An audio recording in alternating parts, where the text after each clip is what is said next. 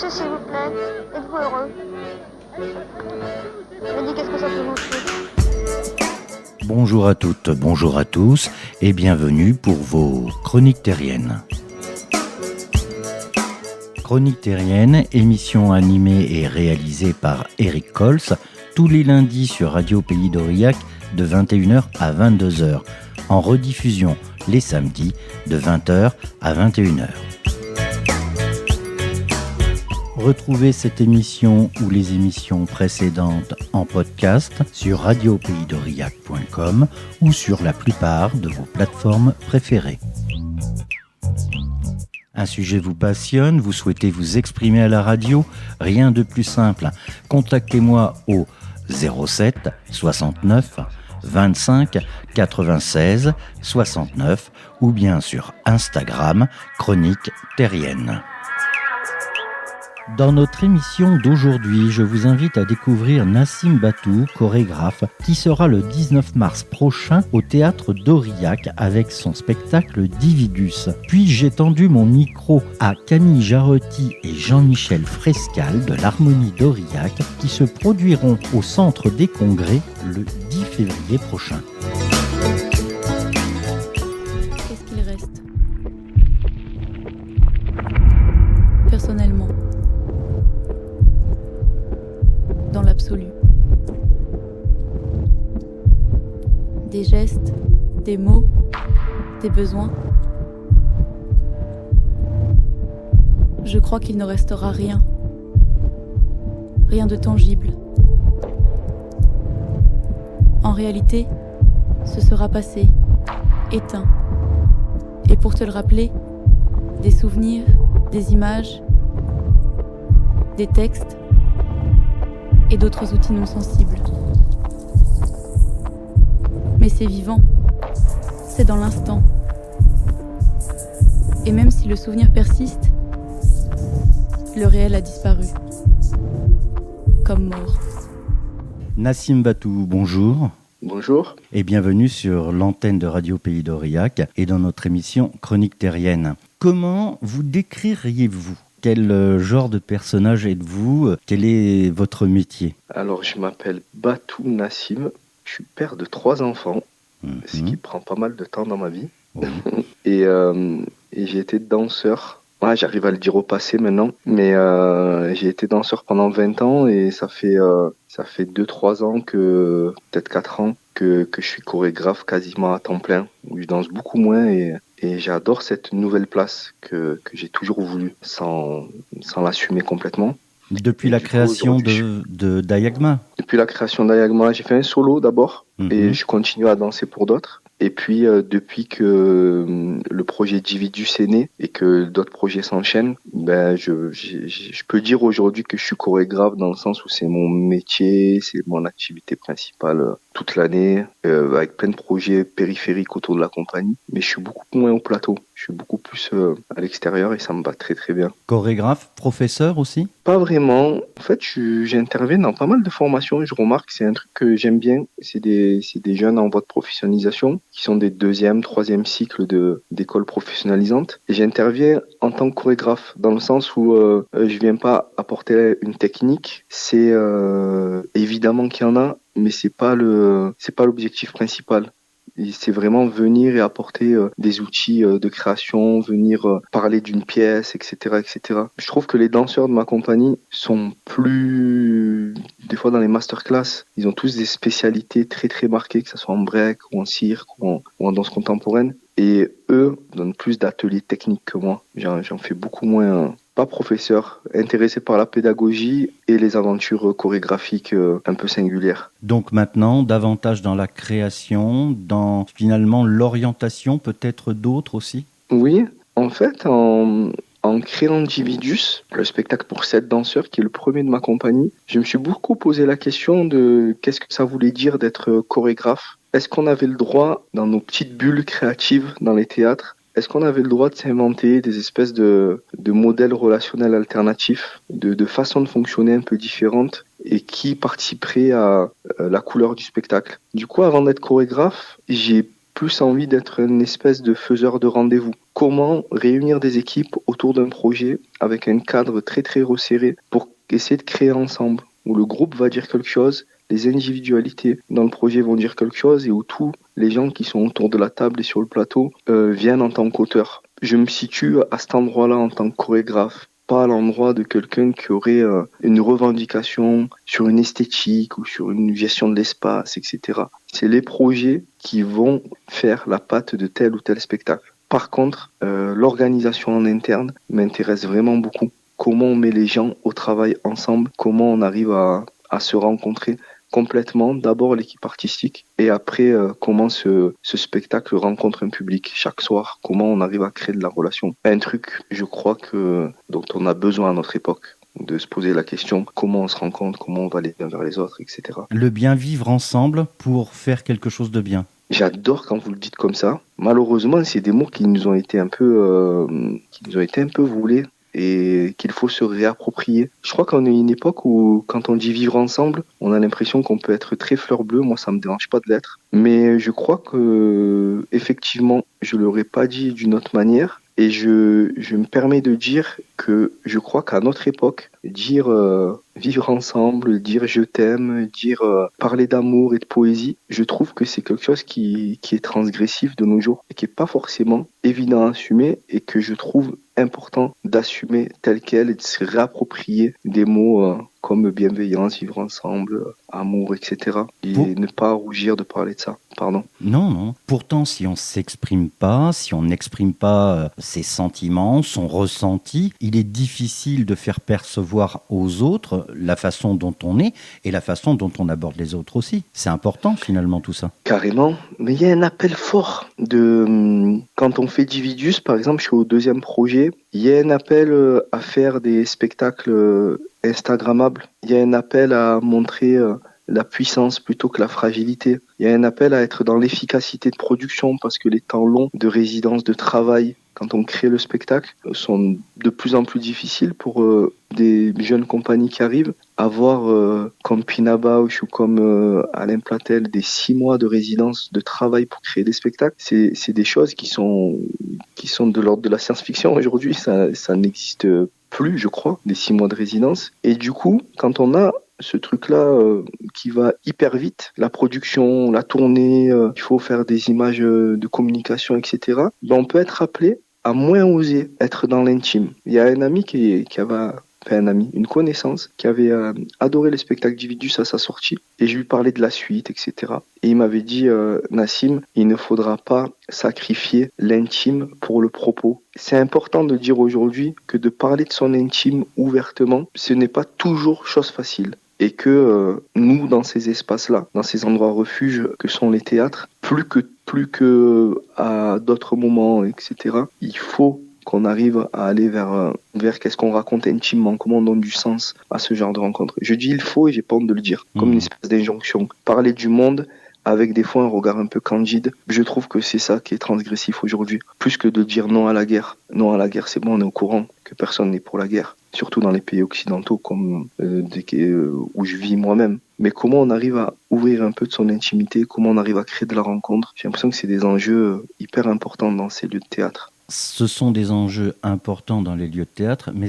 les théâtres sont aussi les endroits idéaux pour arriver à ça. On crée une connexion entre la scène et le public. Alors que si on fait de la vidéo, finalement, le spectateur est seul devant la vidéo. Il n'y a pas d'interaction. C'est l'idée de Dividus, le spectacle qui est en tournant en ce moment. La base, c'était imaginer une dystopie qui raconte un monde dans 30, 40, 50 ans, un monde où le spectacle vivant n'existerait plus. Moi, je suis très positif dans la vie en général. L'idée de la dystopie, d'imaginer un monde sans spectacle vivant, c'est de se poser la question, et si ça n'existait plus, qu'est-ce qui nous manquerait? S'il n'y avait plus ces rencontres-là, du vivant à vivant, des artistes sur scène, qu'est-ce qui nous manquerait? Est-ce que vraiment, dans ces lieux, se joue quelque chose, pour prendre des mots qui ont été à la mode à un moment donné, quelque chose d'essentiel? Est-ce qu'il y a quelque chose dont on ne peut pas se passer dans ces lieux-là? Évidemment, ma réponse à moi personnellement, c'est oui, bien sûr. Mais pendant les 2 mois de résidence avec les danseurs de Dividus, des gens qui ont décidé d'en faire leur métier, de vouer leur vie à ça, certains qui font beaucoup de battles, d'autres qui sont dans des compagnies importantes et qui tournent beaucoup, de se dire, mais vous, en tant que danseur, dont c'est le métier, qu'est-ce qui intimement vous prend aux tripes comme ça pour en faire votre métier? Individu, c'est une espèce de réponse, une réponse un peu gourmande du coup. Quand on leur dit si ça n'existait plus, c'est presque, ils parlent vite de l'impossibilité de dire mais non, mais ça ne peut pas ne plus exister, c'est pas possible. Cette question vaut le coup d'être posée. Je vais rebondir sur ce que vous venez de dire.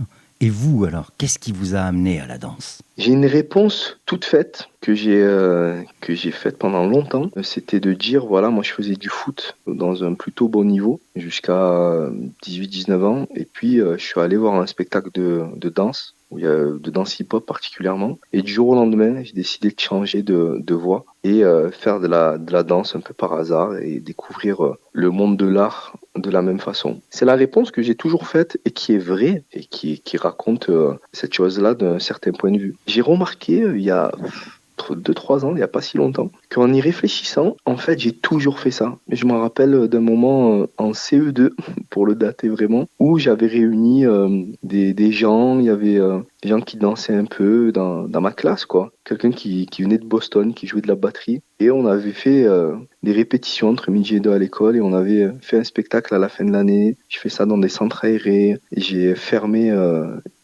comment dire ça, au lycée. Et j'ai permis que les cours soient banalisés pour qu'on fasse un spectacle dans la cour, etc. Je crois que j'ai toujours fait ça, mais que dans mon cadre familial, qui était génial à plein niveau, cette ambition, cette vocation, ce goût pour l'art n'avait pas la place de s'exprimer totalement. C'était pas une option. Comme à une époque, il y a des idées qui n'étaient même pas acceptables, mais pas dans le sens où on ne les veut pas, dans le sens où elles n'existent pas. Pendant de 0 à 20 ans, je crois que j'ai eu plein de moments où j'ai eu envie d'aller vers ces choses-là. Cette option n'existait pas, il n'y avait pas d'artistes autour de moi, j'étais jamais rentré dans un théâtre, etc. Et du coup, je crois que depuis toujours. Et moi, je pensais que j'avais remis en question une espèce de déterminisme social, familial, en allant vers la danse. Et je me suis rendu compte il y a une petite année qu'en Kabylie, d'où est originaire mon père, il y a une salle de spectacle qui s'appelle le Centre culturel Batou, qui est mon nom de famille. Et apparemment, ma famille serait une famille d'artistes depuis des générations. Ça me fait rire d'imaginer ça et qu'il y a quand même quelque chose qui était là, une espèce de vocation, d'envie qui était là et qui n'aurait pas pu voir le jour si l'environnement ne l'avait pas permis, si le hasard d'aller dans une salle de spectacle ne l'avait pas permis. Radio Pays d'Aurillac.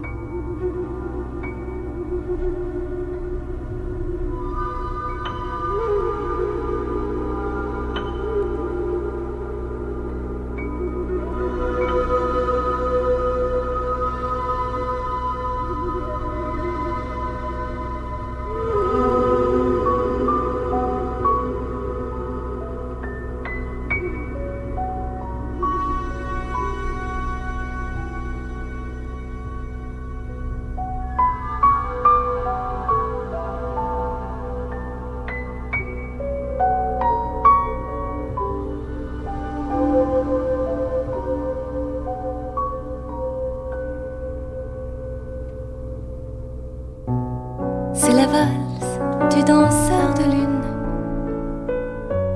qui s'est pris les pieds dans la brume, n'a pas vu l'aurore arriver et personne n'a remarqué. Il s'est accroché au jupon du ciel, en a déchiré la dentelle. Il est tombé sur un drap de dune, emportant dans sa chute le rideau de brume. Il n'y a plus de danseur de lune,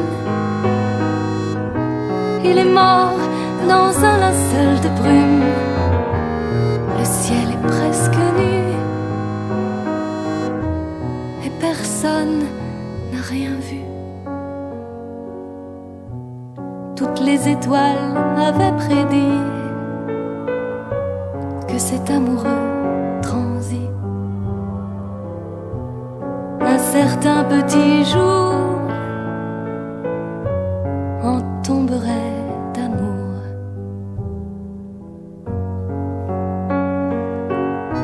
Mais lui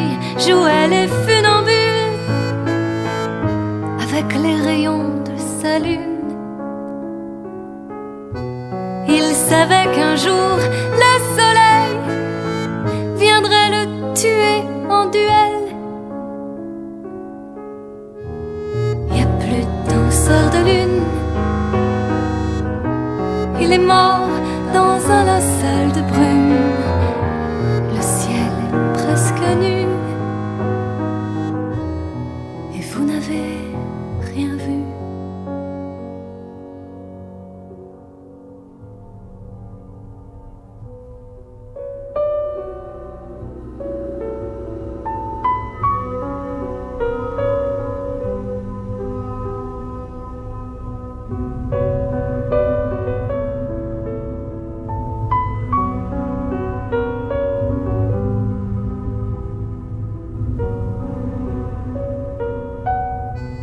D'après vous, c'est un fait divers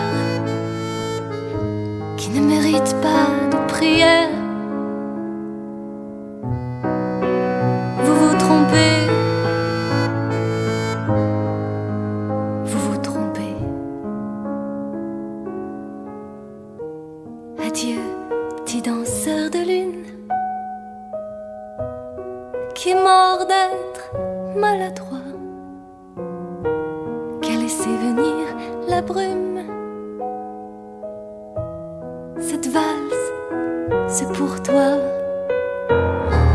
Adieu, petit danseur de lune, qui est mort d'être maladroit, qui a laissé venir la brume. Cette valse, c'est pour toi.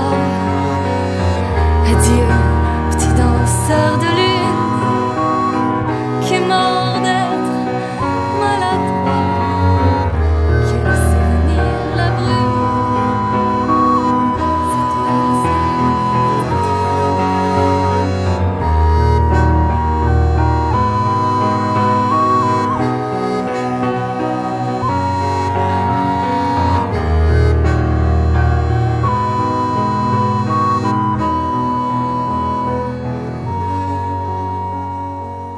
Alors, n'en déplaise aux joueurs de foot, mais le foot n'est pas si éloigné que ça de la danse. C'est une chorégraphie, le foot. J'aime bien le voir comme ça. Oui. La danse hip-hop va aux Jeux Olympiques, enfin le breaking va aux Jeux Olympiques cette année. Et du coup, elle devient une discipline sportive. Là, j'ai envie de répondre de deux façons. La première, c'est quoi la différence entre le sport et la danse ? Je crois qu'il y a du sport dans la danse et de l'art dans le sport, mais que ce sont deux choses qui sont distinctes, notamment par rapport à l'objectif. On se trompe pas quand il y a des footballeurs, notamment, je pense à Zidane, on dit de lui que c'est un artiste. Parce que des fois, la manière dépasse un peu le but. L'émotion, la sensation de toucher du ballon, la relation avec les partenaires, tout ce qui se passe en dehors de est-ce qu'on a gagné ou perdu le match, des fois devient une priorité à certains moments du match. Et là, oui, dans l'expression d'un groupe en relation, je trouve que il y a quelque chose de l'ordre du ballet, suivant comment c'est regardé. Et d'une autre façon, la danse peut devenir un endroit de la performance. Si elle va vers les Jeux Olympiques notamment, on va vers un endroit de la performance, alors moi ça me dérange pas, mais c'est juste autre chose. On n'est plus à l'endroit de l'art, c'est plus ce qui est important, c'est plus ce qu'on exprime qui est au devant, mais c'est la performance physique qu'on arrive à déployer. Physiquement, la danse, ça demande beaucoup d'efforts, ça demande beaucoup de travail. Dans un autre domaine, le foot, finalement, une bonne équipe, c'est aussi mettre en place une chorégraphie qui fonctionne. Donc, ça rejoint tout à fait ce que vous dites. Est-ce que toute chose dans la vie, on parle d'artisans, c'est-à-dire des gens qui font leur travail correctement ou qui le font bien, est-ce que toutes les façons de faire, quelles qu'elles soient, qu'on soit soudeur, menuisier ou sportif, est-ce que quand on atteint un certain niveau, finalement, c'est aussi une forme d'art ? Ça, j'ai cherché ça récemment. C'est pas si vieux à l'échelle de l'humanité, le moment où le mot artiste apparaît, comme pour différencier l'artiste de l'artisan. Moi, j'aime bien prendre l'art comme un artisan. Mes parents, ils avaient une boucherie halal. Et s'il y a un truc où j'ai été doué dans ma vie, c'est à être boucher. Pourtant, j'ai jamais voulu faire ça, mais j'avais une espèce de don là à naturel. Faire ça. Naturel. En danse, j'ai beaucoup travaillé, mais là, c'était vraiment un don dont je ne veux absolument pas me servir, mais qui était là.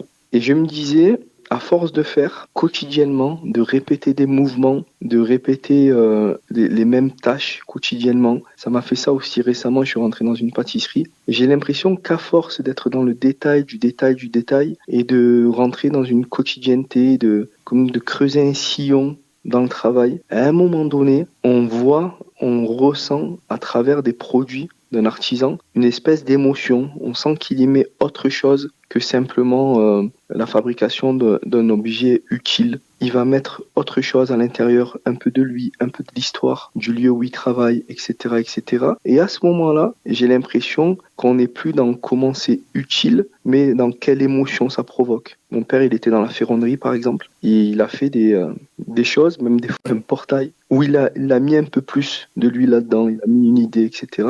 Et là, ça devient quelque chose on peut parler d'art à ce moment-là, quand on y met un peu de son intime à l'intérieur. Oui, tout à fait. En fait, à force de travail, on maîtrise la technique et à partir du moment où on maîtrise la technique, on peut y mettre son âme. Et j'ai l'impression, et ça se fait presque un peu sans qu'on le veuille vraiment, dans le travail que je fais avec les danseurs, je lutte, parce que c'est pas évident à tenir comme ligne, de venir avec une feuille blanche. Il y a Peter Brook qui parle de ça dans l'espace vide du théâtre. Dans comment on se prépare, évidemment. L'idée, c'est pas de faire l'éloge ou si peut-être l'éloge de la finance, ça pourrait, mais d'essayer de venir avec une feuille blanche et de voir comment on crée des règles du jeu qui nous mettent au travail chaque jour et qui vont permettre, à un moment donné, de faire apparaître quelque chose qui nous dit « Ah, mais là, on est au bon endroit ». Je m'explique. Le cadre de création d'individus, c'était imaginons que le spectacle vivant n'existe plus et qu'on ait laissé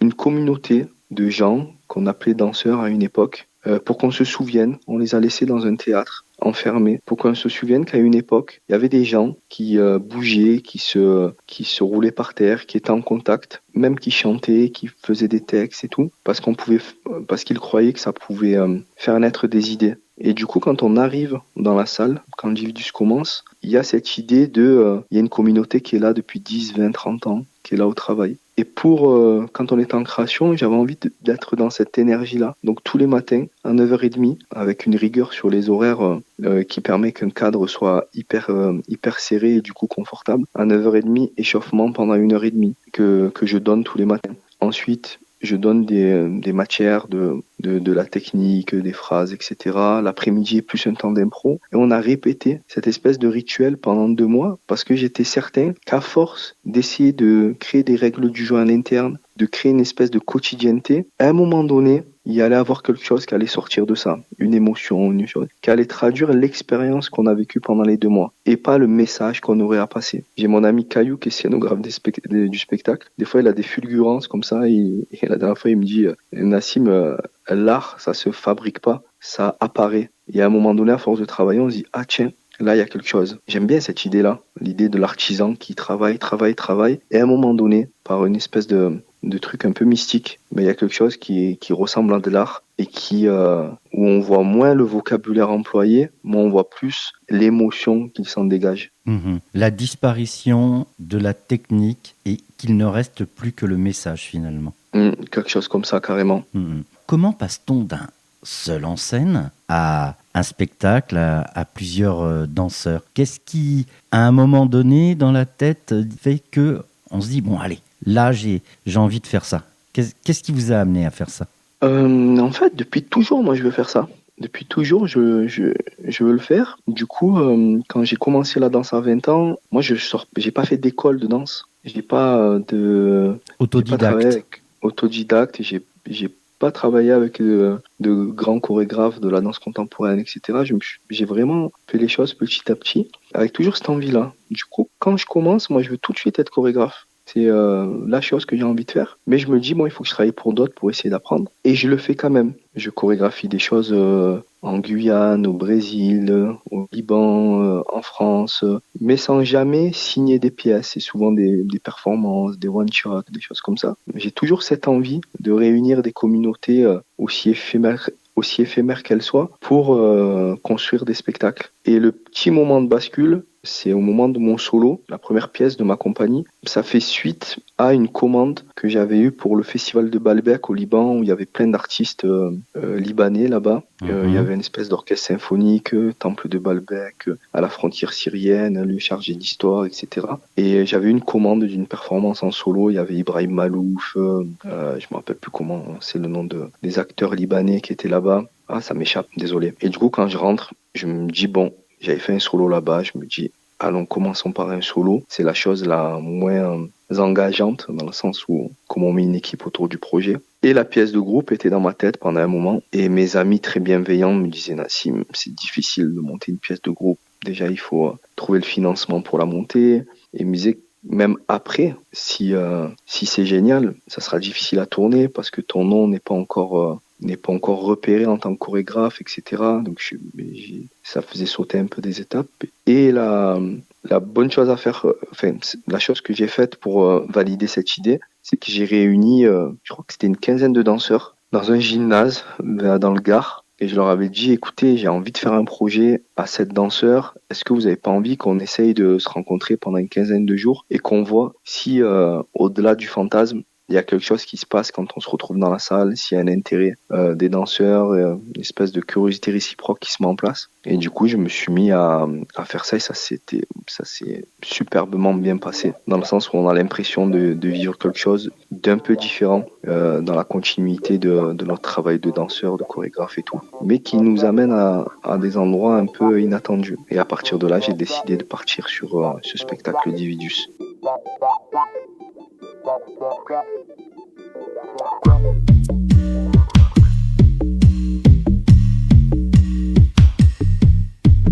Piégé dans la nasse, présidé de masse, dopé d'illusions, elle trouve pas sa place.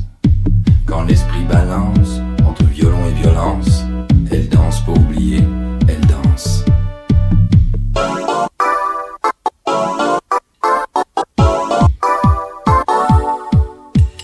Marre de prendre un bouillon, ras-le-bol, de boire la tasse entre la camelle, le sida et toutes les menaces. Elle fait l'amour à défaut de l'amour, contorsion et grimace. Elle danse, oublie, elle danse. Elle se veut réaliste et rêve en millions de dollars. Alors elle joue au loto en guise d'espoir. Prends-moi au sérieux, dit-elle, quand elle dit cafard. Depuis qu'elle a plus de boulot, c'est quand même mieux de croire. Alors elle danse pour oublier, elle danse. Entre violon et violence, elle danse. Dépression saturée sur fond de mélancolie, feuilleton à l'eau de rose, des amours ahuris. Elle imagine un beau zombie, un justicier zarbi ou un vengeur en treillis qui plomberait ses ennemis. Ça se passe en France comme aux États-Unis. Aujourd'hui c'est ici comme dans tous les pays.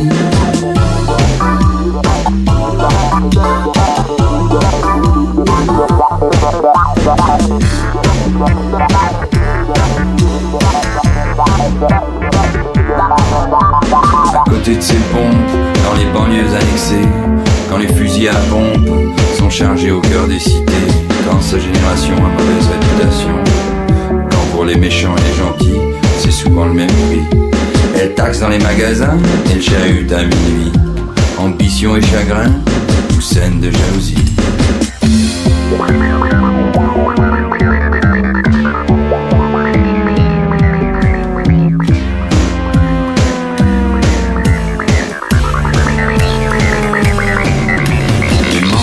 Dragon Ball ou les tatouages étranges, elle aime les caricatures autant que les anges. Alors elle cherche des réponses dans la religion, dans les sectes, mais tout est suspect.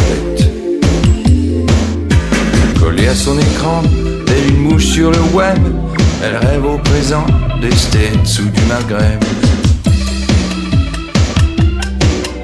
Elle trouve sa rédemption dans la réalité virtuelle.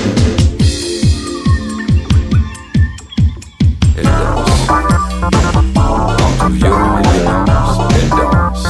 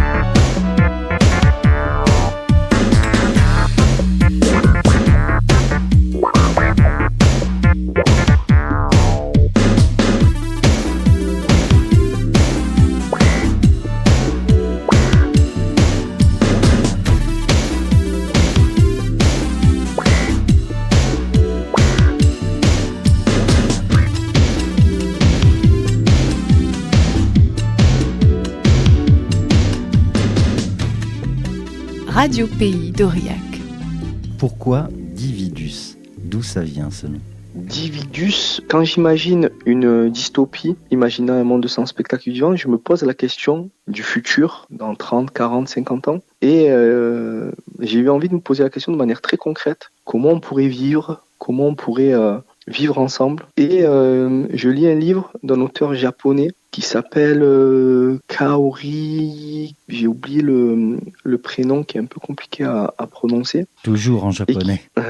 Qui dit que la notion d'individu, il raconte que c'est une notion qui est quand même très occidentale et qui a été amenée ensuite vers l'Orient et notamment au Japon. Il dit qu'en fait, l'individu, c'est la recherche d'une espèce de place unique dans le monde, une espèce de recherche de mon moi intérieur, de qu'est-ce que ça serait ma destinée, qu'est-ce que ça serait ma place, est-ce que je vais travailler pour des ONG, est-ce que je vais travailler comme boulanger, et de prendre tous les costumes qui vont avec, par exemple celui de danseur, et de vouer sa vie à une seule chose. Et il disait que les Japonais se sentaient beaucoup plus multiples dans leur tradition. Ils avaient du mal avec cette espèce d'unicité. Ils avaient envie, pour donner des exemples simples, le banquier qui était en costard la journée pouvait aller faire de la pole dance le soir.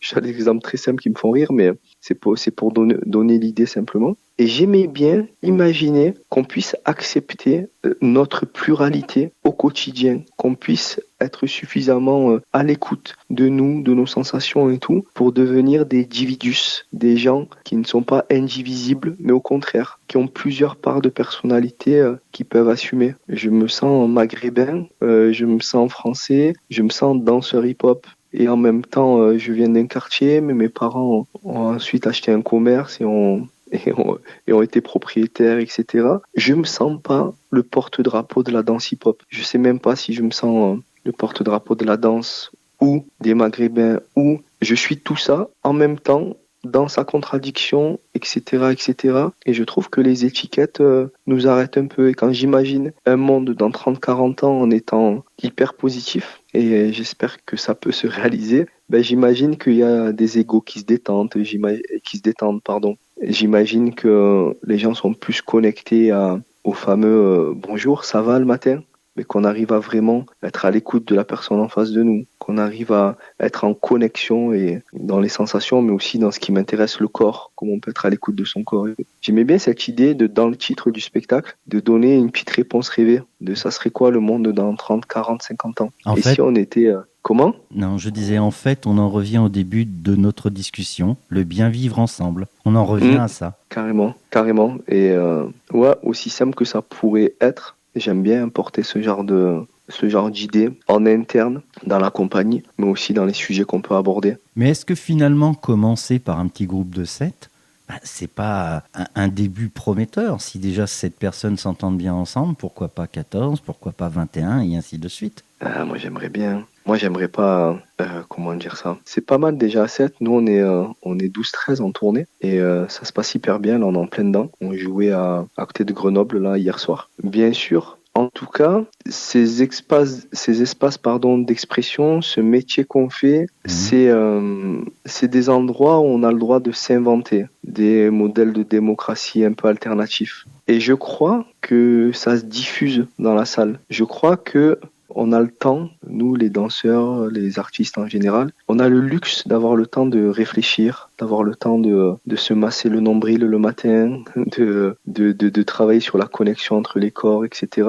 Et évidemment, l'objectif non avoué parfois, c'est que ces mondes, ces questions qu'on pose dans les salles de théâtre, ils influencent sur le réel. Sinon, je vois pas très bien ce qu'on fait là.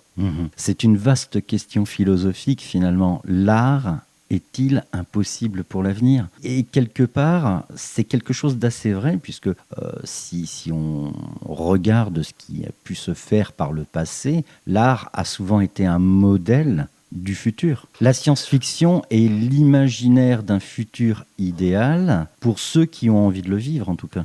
Oui, carrément. Je suis étonné de dire Candide à toutes les phrases ce matin. Mais c'est vrai que quand on lit Candide, le regard qui est posé sur une société, c'est une façon artistique, pour le dire simplement, qui nous aide à regarder le monde de manière différente et qui aide à décaler notre regard. Moi, je crois beaucoup à ça. Je crois beaucoup que le métier que je fais, en tout cas, est avant tout un métier d'observateur du monde, observateur des danseurs qui sont au plateau, etc. Et surtout pas pour avoir une espèce d'ascendant sur le monde et le juger de l'extérieur, mais plus pour mettre au plateau des questions qui nous traversent, des observations, pour dire peut-être ce sujet, c'est bien d'en parler. Je suis pas sûr que l'art soit là pour apporter des réponses ou changer directement le réel. Si déjà ça soulève les bonnes questions, je trouve ça pas mal. Qu'on rentre à la maison et qu'il y a des questions qui sont soulevées après un spectacle vivant, peu importe lequel, je trouve qu'on a déjà participé à la marche du monde et je trouve ça déjà pas mal. Si ça ouvre l'esprit, ça permet d'envisager autre chose. Il y a Romeo Castellucci qui dit un truc que je vais paraphraser un petit peu, mais quand on lui demande est-ce que l'art peut quelque chose, il dit non. Il dit que c'est pas un outil pour changer le réel. Et la journaliste qui l'interviewe insiste un petit peu. Il finit par répondre que quand on est dans une salle de spectacle, quand les lumières s'éteignent et que la salle est noire, on a rendez-vous, qu'on le veuille ou non, avec notre intimité. On va faire un petit voyage avec notre intimité, on va être traversé par des choses. On va être soit contre, soit avec, soit touché, soit pas, etc. Et si on considère que l'intimité, c'est le terreau de grandes idéologies, les frustrations également, que peut-être qu'à cet endroit-là, si on arrive à décaler un petit peu l'intimité, peut-être que l'art peut quelque chose sur le réel. En tout cas, je ne peux que faire ce métier en croyant ça. Moi, de parler de danse ou de parler d'art pour l'art, du concept pour le concept, ça m'intéresse que très peu. Ça m'intéresse d'imaginer l'art comme quelque chose de populaire. J'ai appris récemment que Shakespeare faisait des pièces devant des gens qui buvaient des pintes et qui parlaient, etc. Et c'est des spectacles de 5 heures sur des grandes places publiques. Et j'aime imaginer l'art comme ça, qui est quelque chose qui discute avec le populaire au sens noble du terme, dans comment les publics pourraient être hyper hétérogène, ce qui n'est pas toujours le cas, mais quand ça l'est, je trouve ça génial. Parlons un peu de la tournée. Elle a commencé, elle va se poursuivre un peu tout au long de l'année 2024. Le 19 mars prochain, vous serez à Aurillac. Vous m'avez dit hors antenne que c'était pas votre première fois. Moi, c'est pas ma première fois. En tant que danseur, je suis déjà venu. Je suis déjà venu aussi au Festival des Arts de la Rue à Aurillac. Et nous, on est au début de la tournée. Donc, on est au début, depuis début janvier, on y est. J'ai l'impression que le 19 mars, c'est loin. On en aura vécu pas mal entre-temps. Et je me languis de savoir comment le spectacle aura bougé d'ici là. Parce que tous les jours, on est au travail, il y a des scènes qu'on allonge, il y a des choses qu'on coupe un petit peu. L'idée, c'est de profiter de la tournée pour être tout le temps au travail et de voir comment ce spectacle évolue en rencontrant le public. Donc, je me languis de voir comment on arrive à Aurillac et comment on rencontre ce public-là. Il évolue avec les rencontres du public, mais il évolue aussi avec les rencontres des scènes, puisque chaque théâtre a une scène différente. Il doit falloir s'adapter souvent. Carrément. D'ailleurs, l'équipe technique, on n'en parle pas beaucoup, mais nous, là, cette semaine, on fait un jour, on joue. Le lendemain, ils montent le spectacle. Le surlendemain, on joue, etc. Donc, on joue un jour sur 2. Et c'est très, très intense. Et ils sont tout le temps en train de réadapter suivant les lieux. On essaie de travailler là-dessus. Et moi, je crois, et j'ose le dire, qu'il y a une histoire d'énergie aussi dans les salles. L'énergie du lieu, les équipes, comment elles habitent ce lieu-là, les équipes à l'année, etc. Et comment on arrive, il y a quelqu'un qui a osé dire, un danseur de mon équipe, comment on arrive à se mettre sur la bonne fréquence, comment on arrive à sentir l'énergie de ce lieu-là. On était à Strasbourg il y a quelques jours, là on est en Rhône-Alpes. Le public, il réagit pas pareil, les lieux nous accueillent pas pareil, etc., etc. C'est pas mal d'essayer d'être à l'écoute de ça et de pas vendre un produit tout fait, empaqueté, etc., mais d'être toujours au vivant de ce qui se passe. Qui dit danse dit musique. C'est qui la musique dans le spectacle d'Ividus ? Alors principalement, c'est le compositeur du spectacle qui s'appelle Mathieu Pernaut, qui a composé quasiment tout le spectacle. Et après, on a quelques sons additionnels. Je sais pas si je le dis ou pas, mais on a quelques sons qui se rajoutent. Et on a créé ça ensemble. Bon, c'est lui le musicien. Moi, j'avais des envies. Je me rappelle en création, il m'a envoyé peut-être 30 ou 40 musiques différentes. On en a pris une dont on a extrait un petit bout et je lui ai dit on va partir de ça pour construire le spectacle. Donc c'est Mathieu Pernaut qui a fait aussi mon solo, qui fait aussi une nouvelle pièce avec nous et qui est un collaborateur fidèle de la compagnie.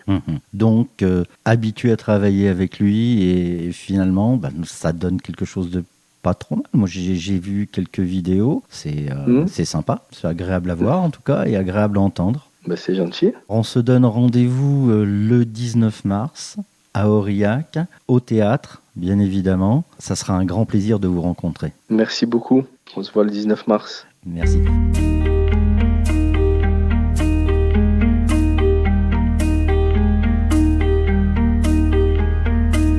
D'un boubou bien habillé, et pour ne pas oublier, elle danse sous les peupliers mouillés.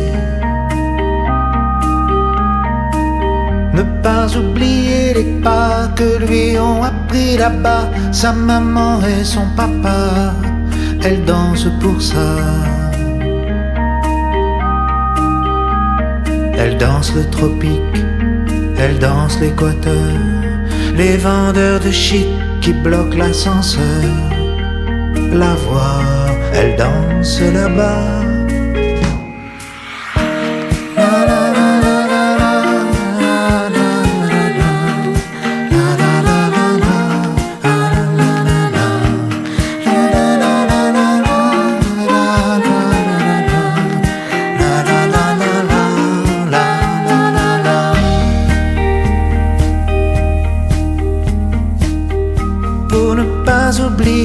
Son pays pouille pillé, son pays tout dépouillé, son président fou allié.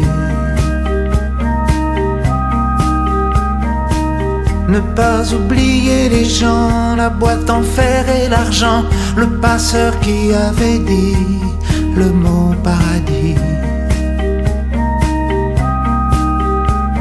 Elle danse les voleurs, elle danse un malheur, les vendeurs de shit qui bloquent l'ascenseur rigolent, disent elle est folle.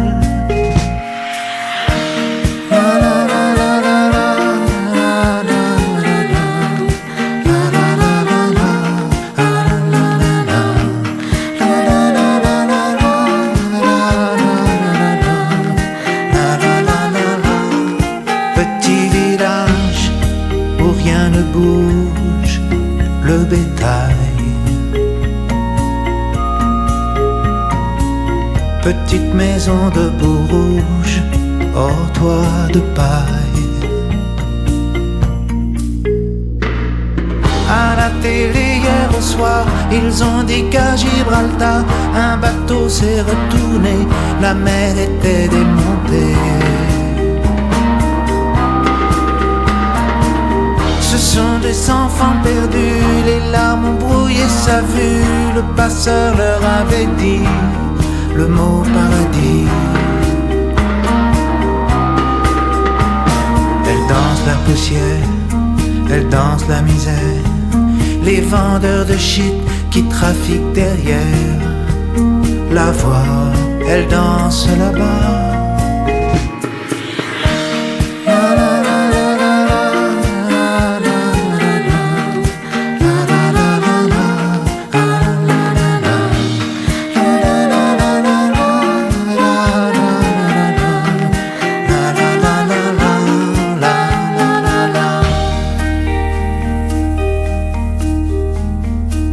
D'un boubou bien habillé, pour ne pas oublier, elle danse sous les peupliers mouillés.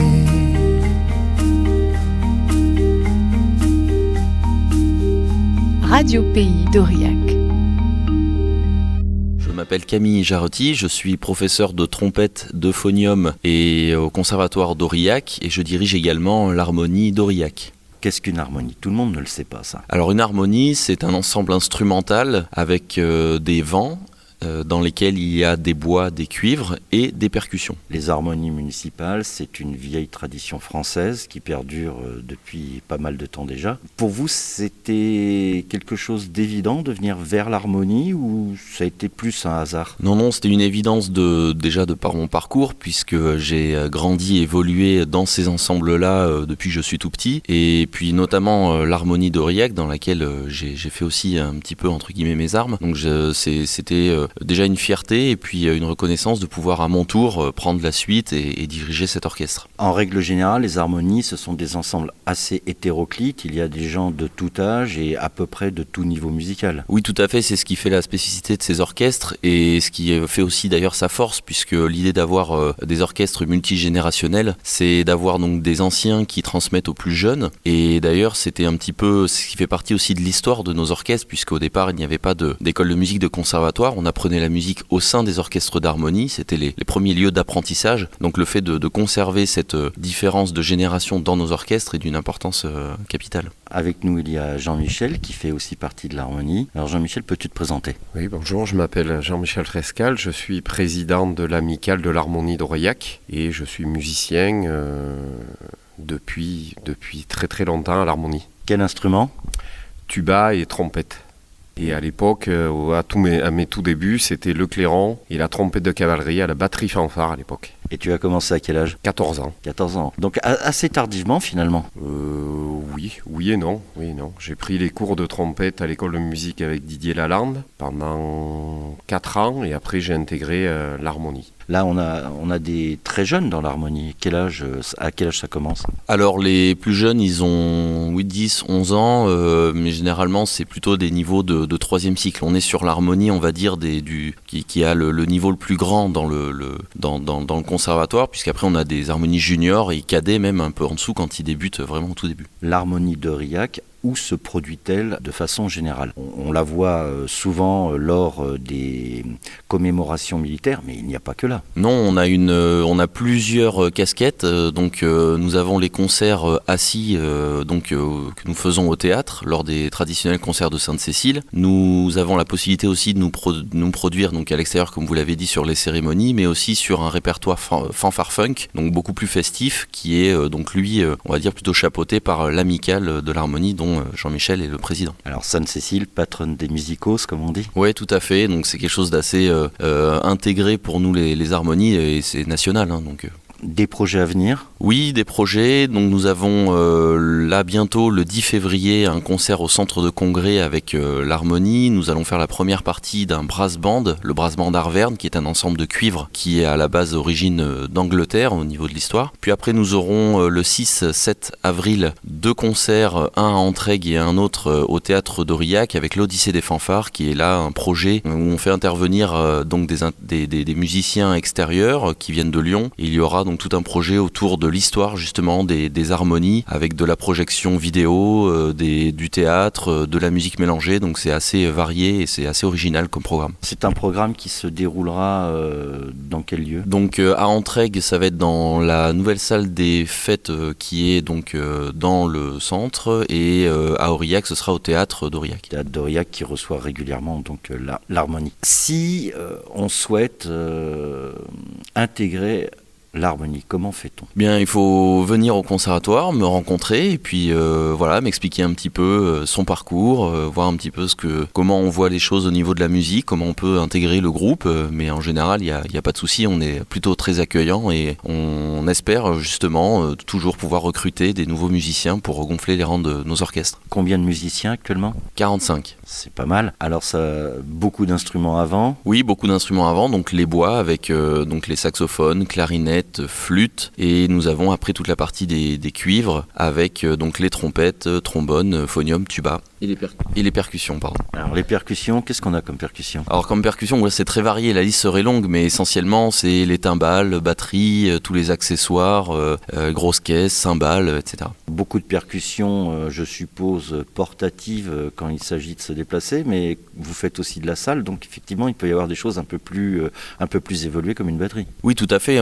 Quand on est dans une salle, on a des percussions qui ne se déplacent pas et il y a vraiment une installation qui est complète et assez énorme, donc ça demande beaucoup de logistique quand on a ce genre de concert. À venir, des collaborations avec d'autres musiciens ou des solistes ? Alors, on aimerait effectivement faire des échanges. Il est potentiellement prévu de faire un échange avec un orchestre d'harmonie à Bocholt, puisque c'est la ville en Allemagne qui est jumelée avec la ville d'Aurillac. Et puis, plus largement, les musiciens de toute façon de l'harmonie participent à d'autres projets qui sont des stages départementaux, des échanges avec d'autres orchestres ou d'autres harmonies. Donc oui, il y a toujours quelque chose de très... beaucoup de mélange et d'interaction avec d'autres musiciens. Jean-Michel, quel est ton rôle exactement en tant que président de...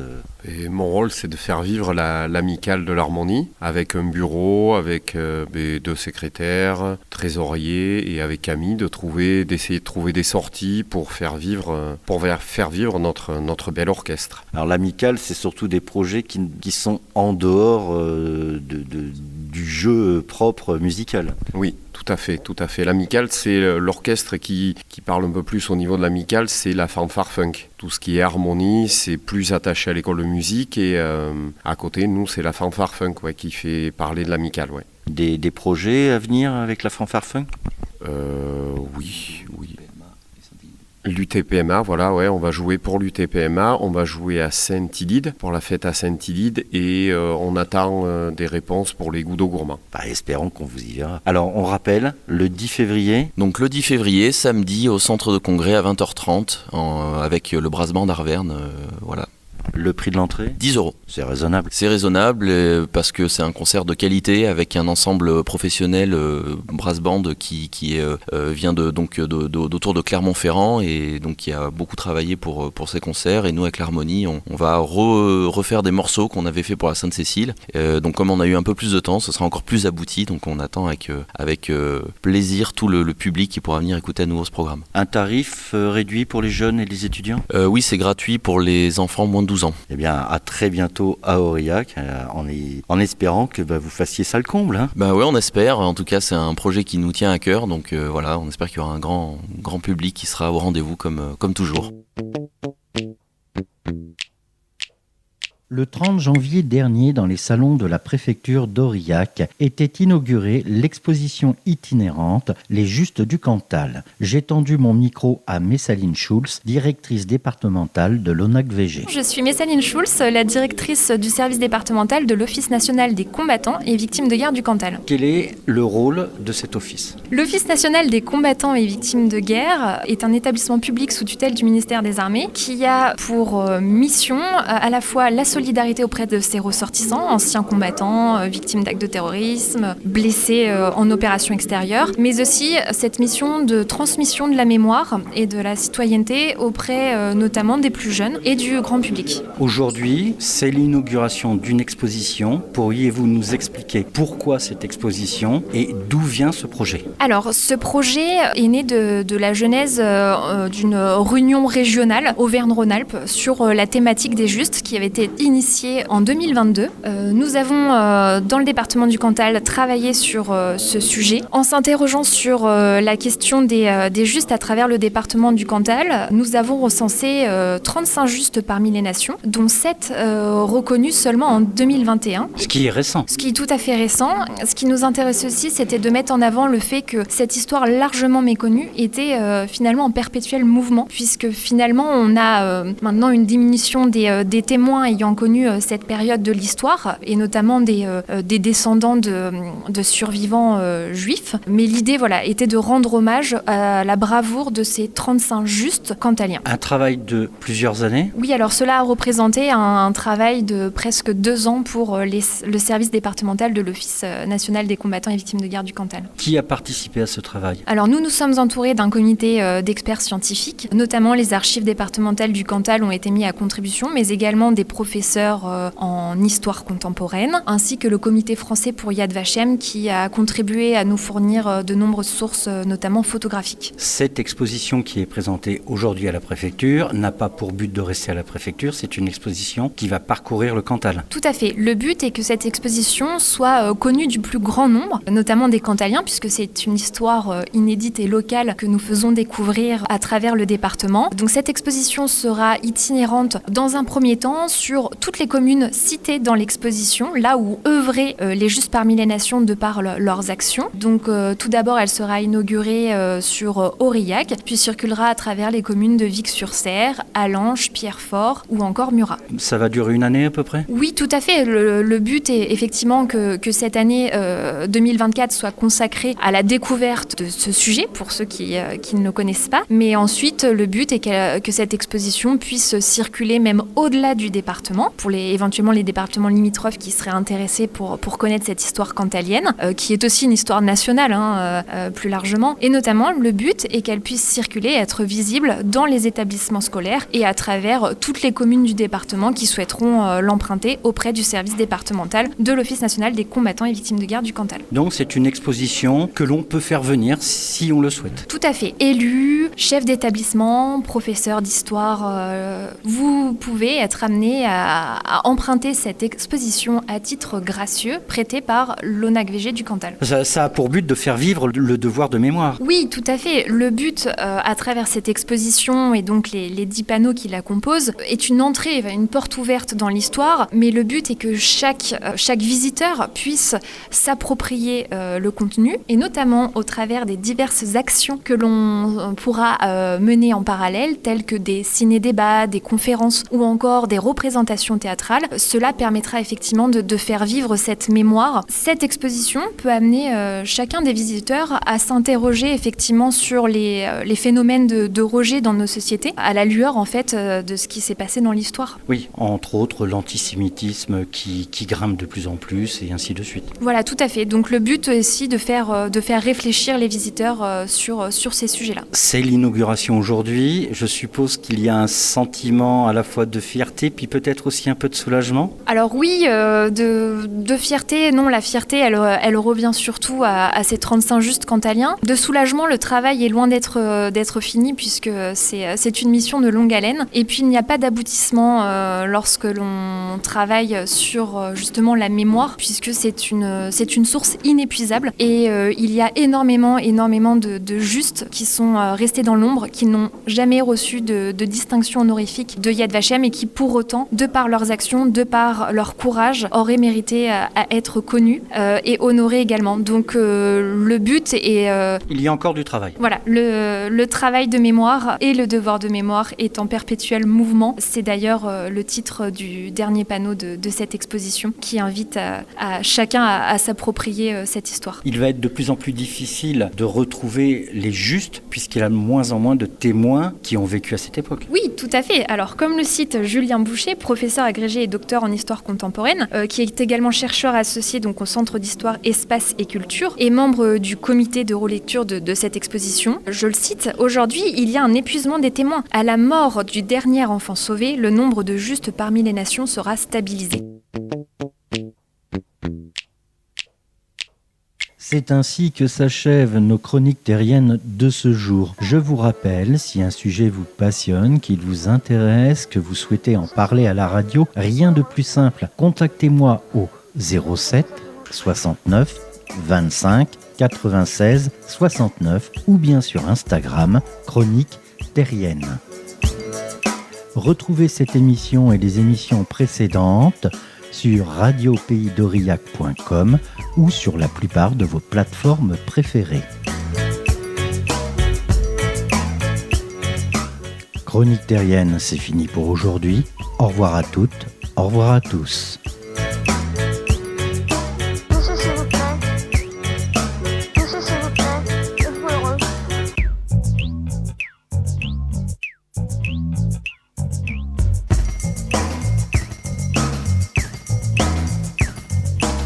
La ville de demain sera cet ensemble où chacun sera